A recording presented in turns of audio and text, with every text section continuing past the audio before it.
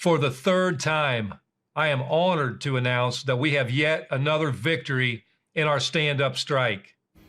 UAW President Shawn Fain announcing this afternoon the union has reached an agreement with General Motors, nearing an end to the nearly 7-week-long strike. Good evening, everyone.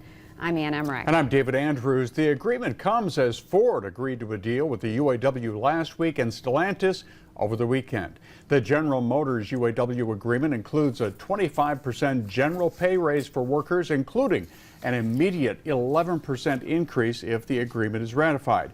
Adding in cost of living pay, the raises total more than 30% over the life of the 4.5-year contract.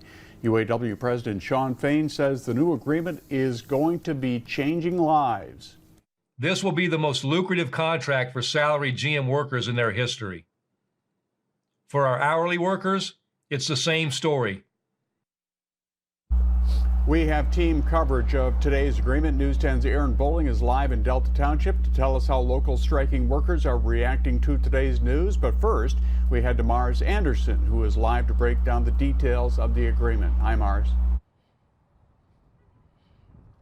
Hey, David. Actually, what I learned today is actually Shawn Fain's birthday, funny thing. So this agreement being reached is probably something very exciting for him. On my way here to the Delta Township plant here, I was able to see different picket locations where UAW members line the streets, and I know they're also excited. It's a very cold day to be out here picketing. Now, sources tell me that this agreement between General Motors and the UAW looks similar to agreements reached by Stellantis and Ford. So this is going to be a very historic contract for the UAW that'll be very good for the workers over these next couple years. General Motors reaching a tentative agreement Monday with United Auto Workers after a nearly 7-week strike. Supply chain management professor Jason Miller with Michigan State shared what that agreement could look like. All the agreements are very similar. We're looking at 25% wage increases over the entirety of the contract.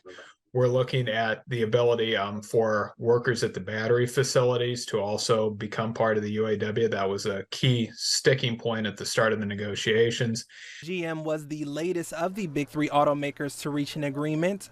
2,200 workers at 2 plants near Lansing had been on the picket lines. UAW 602 President Mike Horta says word on an agreement came earlier in the day, but his membership won't leave the picket lines yet. We're going to hold the line until we're told we don't need to hold the line anymore. And then at that point, we'll start shutting down the picket sites. Then hopefully we'll get some information on if and when we go back to work, what shifts that is, what days of the week that is, and how soon we do that. And then also after that, when we start doing our informational meetings and when our members are going to actually be able to see the contents and details of the agreements.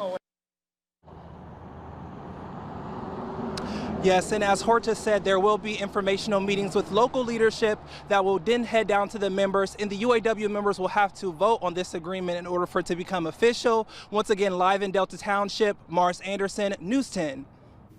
General Motors just released a statement about today's tentative agreement. GM CEO Mary Barra said the deal reflects the contributions of the team while enabling GM to continue to invest in its future and provide good jobs in the U.S. Michigan Governor Gretchen Whitmer also congratulating GM and the UAW in a statement sent to News 10.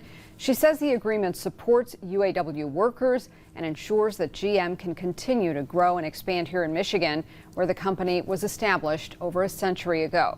She urged swift ratification of the deal. President Joe Biden asked today about the